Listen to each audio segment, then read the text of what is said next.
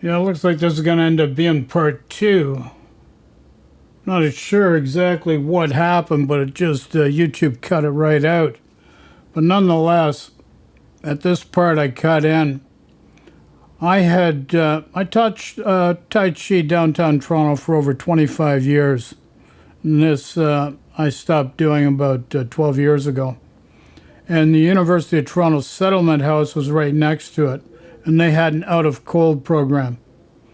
And because of my issues with the father-in-law that was second generation removed from the East India Company, one of the partners in business of the original compact that was the government in the city of Toronto during the time of Lord Simcoe,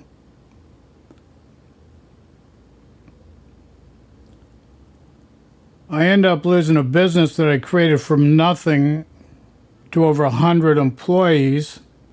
And I ran into a couple of the employees while I was teaching Tai Chi during my tenure there.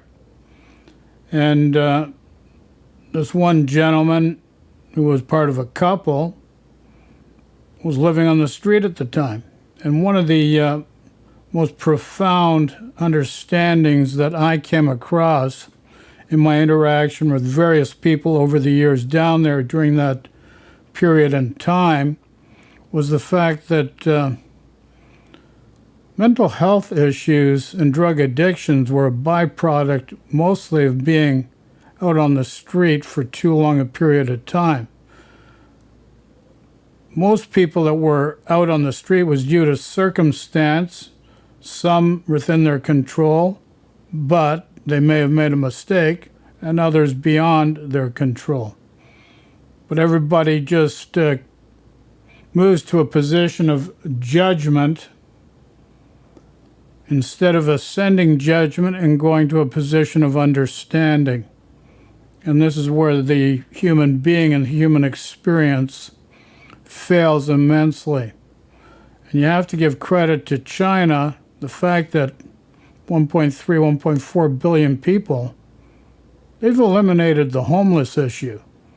There's a two-tier social security system. They can do better, but they do much better than any Western democracy right now. Much, much better. And if anything, people from the United States should be asking for help from China to understand how to teach, to model a modern society, to treat people with dignity, compassion, and create a framework of abundance.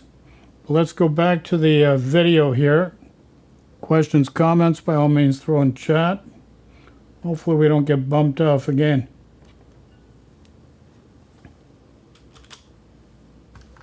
Los Angeles doesn't have a homeless problem. We have a drug problem. The DEA will tell you that over 90% of the homeless population in LA are hardcore illicit drug users.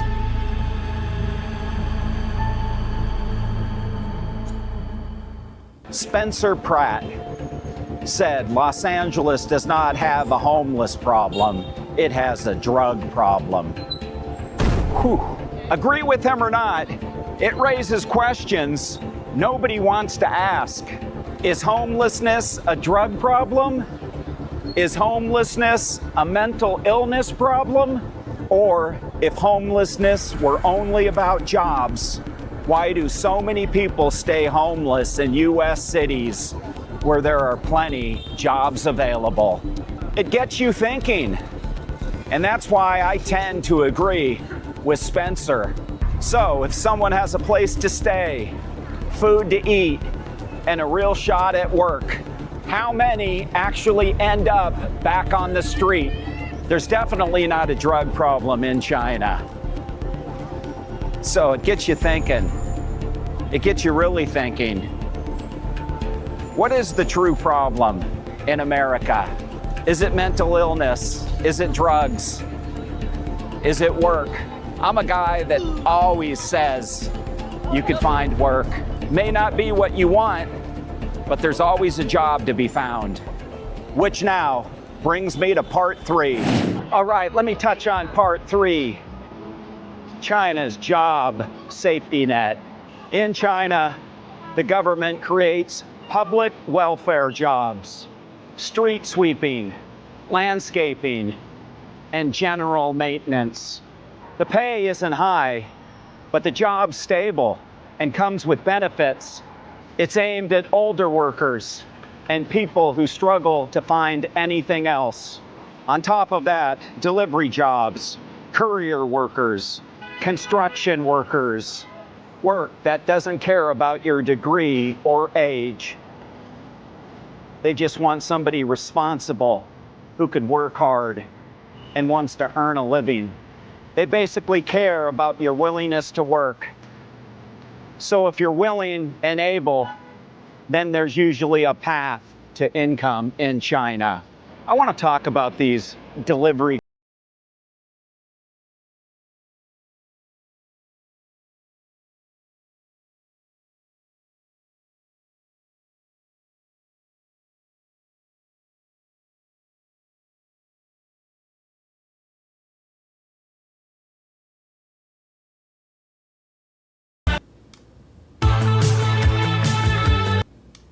or in front of me, you know, you're seeing what I'm seeing, you know, and that's cleanliness, no panhandlers, no beggars. Not done until the bulk of their population is middle class. That is their goal. Tell me the truth. Can you honestly say that about the US? Let me tell you about some of the comments that I've read on my videos or other people's videos and have actually heard, is that China hides the homeless. That is completely ridiculous. It doesn't hold up. You don't keep millions of people fed, sheltered, and working by hiding them. Where would they be? Don't you think somebody would know?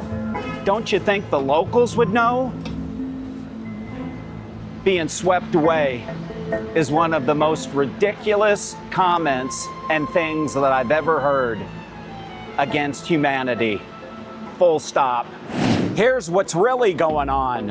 It's income support, plus shelter, plus family, plus jobs. It's all working together. That is not a magic trick. That is a simple system that works. And that is the truth. After 16 years of living in China, let me tell you what I truly respect about the Chinese. And that's that they care about their own.